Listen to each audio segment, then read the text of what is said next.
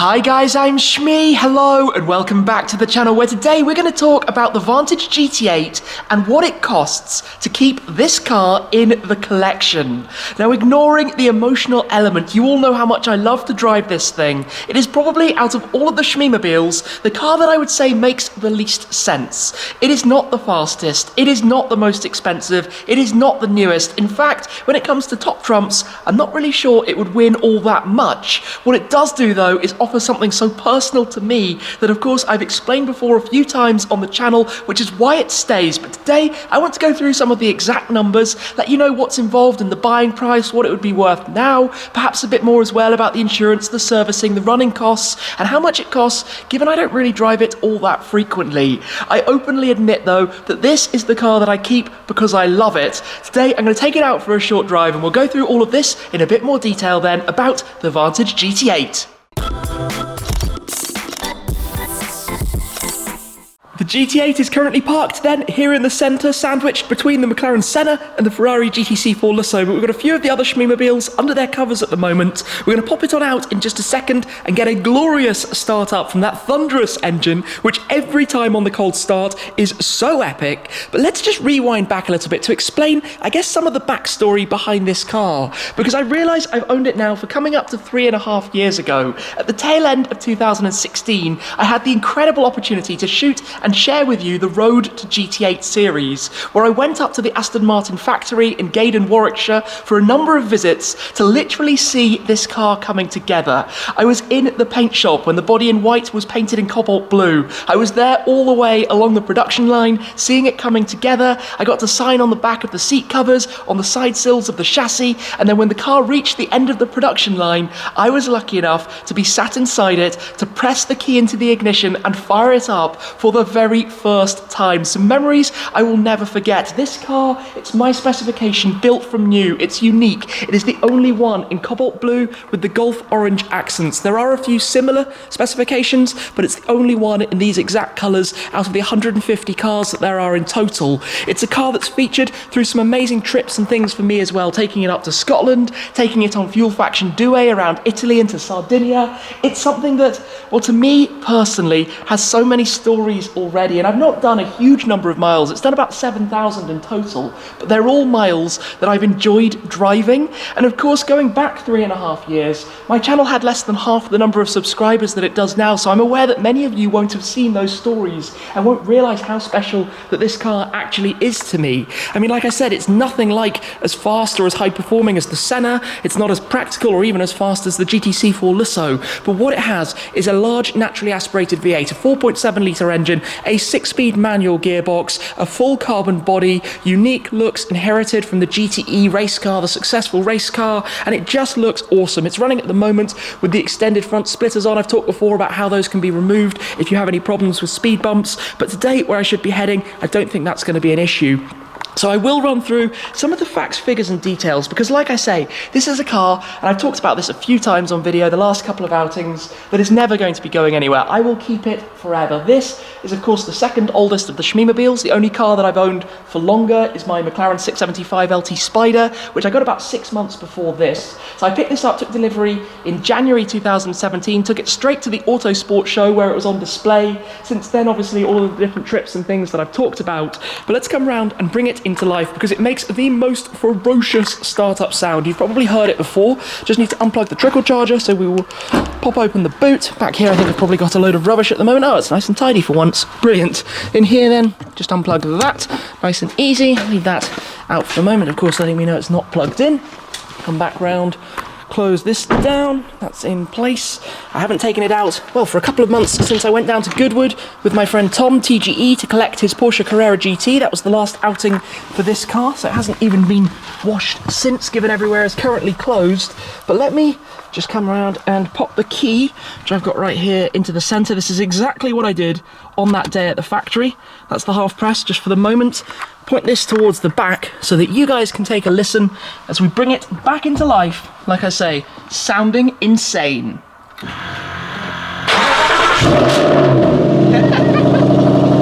It's silly, it's just silly. And that is the factory stock exhaust system. You probably can't quite hear me, the stock exhaust system. I do have the valve switch that we installed from CC Charger, start sequence, it sounds incredible, and it's the driving experience. So I tell you what, on that note, let's take it on out then and go have a little drive. I've also said quite a few times before that this is not the most appropriate city car in the world because it's quite hard to drive. The steering is very heavy, you have to get the shifts exactly correct, and when you do get them correct, it feels amazing. It is very much a driver's car, kind of the ultimate driver's version of this shape of Vantage. And of course I've been lucky to own a couple of Aston Martins. Yes, average speed check zones, we are in London.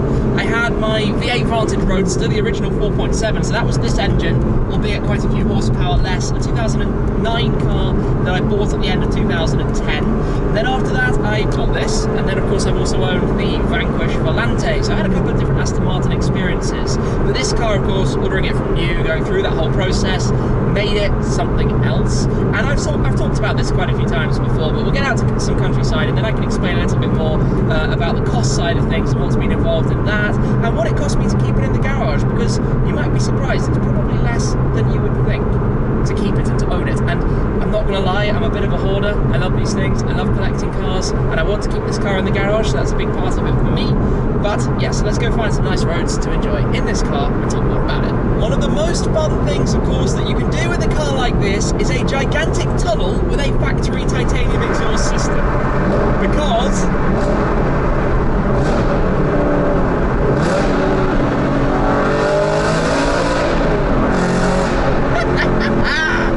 this car is the definition of silly. It's going to move over a lane, but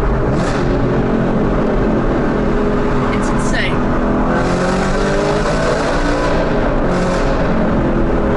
It's so loud. I'm just going to go up to 4th gear just to drop it down a few more. Down to 3rd, down to 2nd.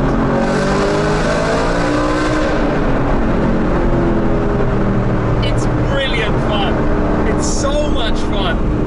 So I was going to get on to some more serious elements of this discussion about the costs involved in this car, what's been involved for me.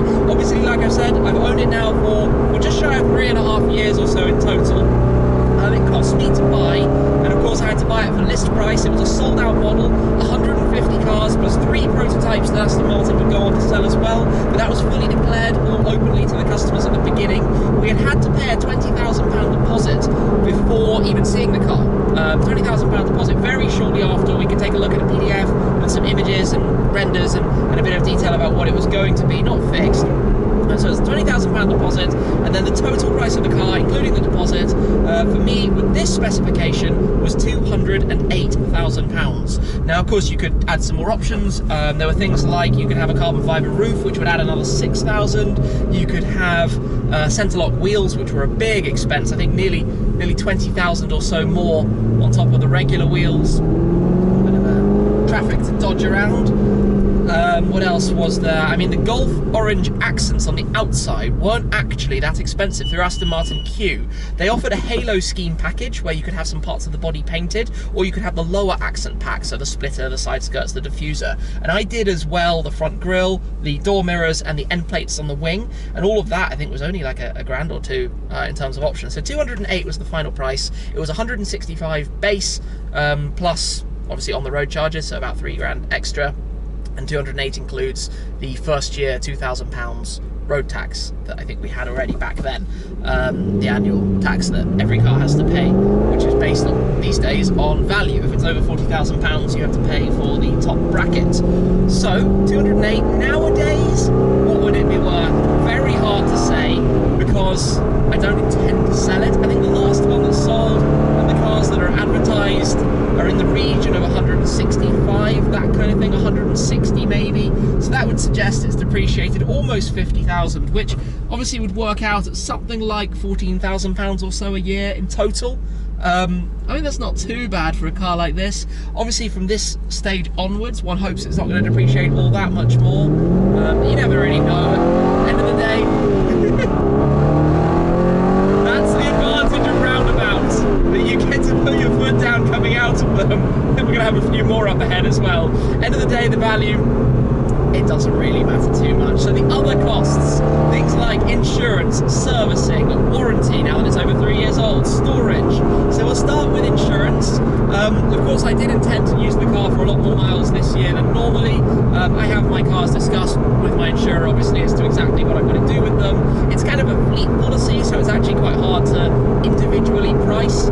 It's roughly, for a car like this, £2,000. I mean, we're talking carbon fibre bodywork, so that adds a little bit to the premium as opposed to normal bumpers, but it's not going to do loads of miles, they know that overall. So it's about £2,000 a year. Servicing, it's an Aston Martin V8 Vantage. It's not all that much at all. It's about 600 quid a year, that kind of thing. So it's not a massive figure. It wants a service every 12 months or every 10,000 miles. And given it's only done 7,080 in total, yes, it's not doing 10,000 miles a year.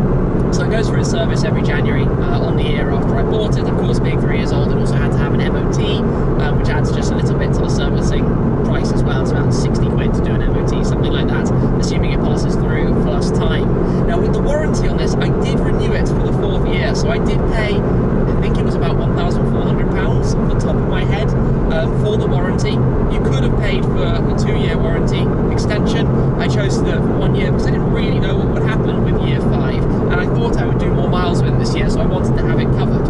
Generally, and I mean, warranty is a bigger discussion we can have with cars in the garage. Because I have quite a few Shmeemabiles and they don't do lots of driving, it can work out more effectively in some cases, and I think it does, to kind of self-warranty, to put some money aside in case anything goes wrong, in case any big ticket items hit. But obviously they happen quite infrequently, especially if you're not really using the car.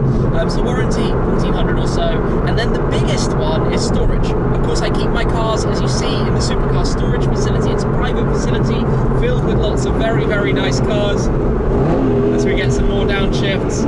But it's a place where, of course, I pay, and it's in central London. If I had my car stored outside of London, it would be slightly cheaper, but not a significant amount. If I had my cars in a private location, it would be significantly more expensive because I'd be paying for square footage. Let's just accelerate uphill there. What must that sound like when you go past people? So storage in London is roughly £3,500 per year, roughly speaking. Maybe it would be 2.5 outside of London, but then my cars would be in all sorts of different locations, and it would be a nightmare to drive there. And if it's not easily accessible, I wouldn't really end up using the car ever. And I mean, I do want to keep it longer term until I have my own location, but you can see why it makes sense to keep it in London. So we're talking £2,000 for insurance, £1,400 up to £3,400, including warranty. We've got 600 or so for servicing, so we're up to a total of 4,000, and then 3.5 for the storage. So it's about £7,500 per year, plus road tax, which now is about £500 a year. And I mean, yes, there are consumables, things like tyres, brakes, but I'm not really getting through them very quickly. So I guess maybe we can add £500 a year in total as a kind of annualised figure, because they'll cost something when the time comes. Of a naturally aspirated engine is so good, the way the power is delivered. It's just an awesome experience. So in total, we're at £8,500. That's what this car costs per year, excluding depreciation. If you add in the depreciation figures, it's a little bit over 20 per year since the beginning, but it didn't need warranty. Maybe it was 20 per year in total from the beginning. So it's not crazy. Yes, okay, relative to the amount of miles. If I only do 500 miles a year, and I've done more than that every year, but if I only did 500 miles a year, then that would be a lot of money. Obviously, that would be paying literally the likes of £17 a mile. But in the case of this, it's a car that, like I say, has so much significance, even just to admire looking at it. I love seeing it there in the garage. I love these opportunities when I do come out and drive it and just get to experience a bit of this. There's nothing like it. I know in the future we're going to miss this. I know in the future we're going to wish we had more of it, and unfortunately we won't. So it's almost priceless in that respect to get to enjoy it as much as possible for now. So to me, it's well worth that. It's worth every penny of that. Like I say, I did want to take it out away and do some more trips and things with it this year, which probably isn't going to be able to happen now. We'll have to see, obviously, what happens a little bit further into the future. But I mean, you see the smile on my face, right? And I've discussed this on so many occasions before. And one of the biggest things I've also talked about is the community, the GT8 owners. And if any of you guys are watching, it's an awesome club. It's so much fun. Everybody gets on really well everybody's really enthusiastic about the cars. I mean, they have to be to get into these crazy things. A little bit overpriced to begin with. Quite a unique choice, really, the GT8, to go for it. It's not like other things. Well, anyway, it's just, I don't know, not many words. It's just a whole lot of fun, and relatively speaking, it's not a crazy car to be paying to keep in the garage, you know, but in comparison with the likes of the 675 LT Spider, this is significantly more affordable to keep there. Yeah, I mean, that's pretty much, I guess, all there is to it. It's not insane. It's a lot of fun. I enjoy the car an awful lot, and to me it makes sense. Now we've got some countryside lanes. The thing with this car, 446 horsepower, is that you can put your foot down, you can get to the red line, and you can be within the speed limits. It's not like the full, ridiculously fast supercars, and I love that balance. It's an engaging, enjoyable drive down countryside lanes. You can pretty much keep it between second and third gear, depending what you want, what exactly you're going for, or you can have some fantastic downshift sounds, and it burbles and crackles away. You've got that raucous sound of this V8 through the factory supplied titanium exhaust system. It was actually one of the options on the original order for this car. Just, I don't know, it's such an entertaining package for this kind of driving, yet it's also surprisingly usable. It's a car that you can actually drive. You can close the exhaust valves, have a much more chilled out journey with it, or you can just do this, which is quite frankly absurd fun. Every time! This is why I could never ever let this car go. Every time it's so much fun. This is perfection. It's in this driving environment that those figures, how fast the car is, how much it costs, how quick it can go, all become totally irrelevant, because this can do it with so much of a smile on your face. And I might just shut up and let the car do some talking for a few moments.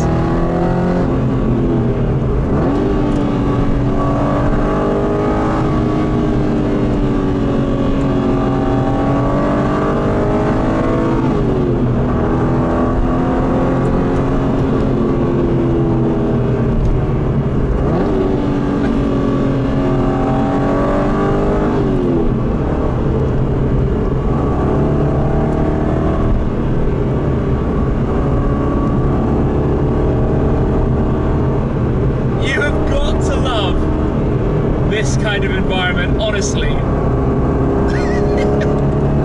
Oh, this is so much fun. This is so much fun. This car is just epic. It's so epic. It doesn't make sense on paper. It doesn't make sense in the brain, but it makes so much sense in the heart. And when it comes to cars, I think that's what matters the most. I think the story of this car pretty much tells itself all the way back from the Road to GT8 series through to the enjoyment now, driving it down some roads outside of the city. There is nothing else quite like it. I hope it's been a bit insightful as well to see some of the costs of what exactly it is like to own one of these and to keep it in the garage. I guess there are other things as well, washing it, keeping it clean, but all of that side of things pretty much, well, equal depending whatever the car is. With one of these, you don't drive it that much, you just enjoy those occasions when you do take it out on a lovely day like today. So that is it then for this outing with the GT8. Thank you very much for watching as always, guys. That's it for now, and I'll see you again very soon.